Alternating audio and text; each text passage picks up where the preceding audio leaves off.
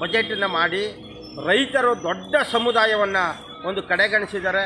ಹಾಗಾಗಿ ಇದೊಂದು ಮುಂದಿನ ಚುನಾವಣೆಗೆ ತಕ್ಕ ಪಾಠ ಕಲಿಸುವಲ್ಲಿ ರಾಜ್ಯದ ರೈತರು ಎಚ್ಚರಿಕೆಯನ್ನು ವಹಿಸ್ತಾರೆ.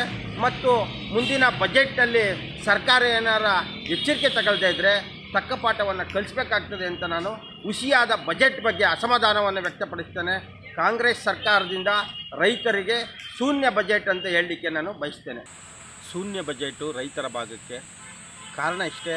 ರೈತರು ಸುಮಾರು 223 ತಾಲೂಕುಗಳು ಬರಗಾಲ ಅಂತೇಳಿ ಅವರೇ ಘೋಷಣೆ ಮಾಡಿದ್ದಾರೆ. ಆ ಬರಗಾಲದಲ್ಲಿ ತತ್ತರಿಸಿದಂಥ ರೈತರು ಜಾನುವಾರುಗಳಿಗೆ ಯಾವುದೇ ಸಿಹಿ ಸುದ್ದಿಯನ್ನು ಕೊಡದೆ ಮರಣ ಶಾಸನವನ್ನು ಬರೆಯುವಂಥ ಬಜೆಟನ್ನು ಮಾಡಿದ್ದಾರೆ. ನಾವು ಈ ಹಿಂದೆ ನೆನ್ನೆನೇ ಕೂಡ ಆಗ್ರಹವನ್ನು ಮಾಡಿದ್ವಿ.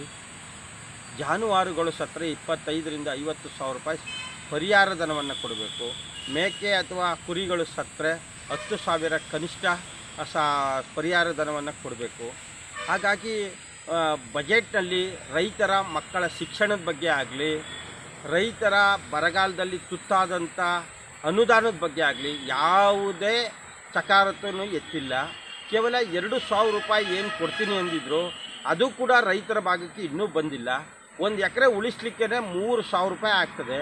ಇವರು ಕನಿಷ್ಠ 1 ಎಕರೆಗೆ 25,000 ರೂಪಾಯಿ ಪರಿಹಾರ ಧನನೂ ಕೊಡ್ದೇ ಬರಗಾಲದಲ್ಲಿ ಜಾನುವಾರುಗಳು ರೈತರು ಮೇವು ಕೊಂಡುಕೊಳ್ಳೋದು ಎಲ್ಲಿ, ದವಸ ಧಾನ್ಯ ಕೊಂಡುಕೊಳ್ಳೋದು ಎಲ್ಲಿ? ಅವರು ಇದ್ರ ಬಗ್ಗೆ ಕಿಂಚಿತ್ತೂ ರೈತರ ಕಾಳಜಿಯನ್ನು ವಹಿಸ್ತಾನೆ.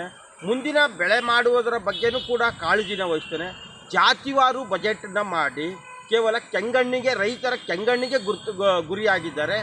ಮುಂದಿನ ದಿನದಲ್ಲಿ ರೈತರು ಚುನಾವಣೆ ಬಂದಾಗ ತಕ್ಕ ಪಾಠವನ್ನು ಕಲಿಸ್ತಾರೆ ಅಂತ ನಾನು ಎಚ್ಚರಿಕೆಯನ್ನು ಕೊಡ್ತಾ ಇದ್ದೀನಿ ರಾಜ್ಯ ಸರ್ಕಾರಕ್ಕೆ. ಬನ್ನೂರು ನಾರಾಯಣ್, ಕರ್ನಾಟಕ ರಾಜ್ಯ ರೈತ ಸಂಘ ಮೂಲ ಸಂಘಟನೆ, ಮೈಸೂರು ಜಿಲ್ಲಾಧ್ಯಕ್ಷರು. ನಮಸ್ಕಾರ.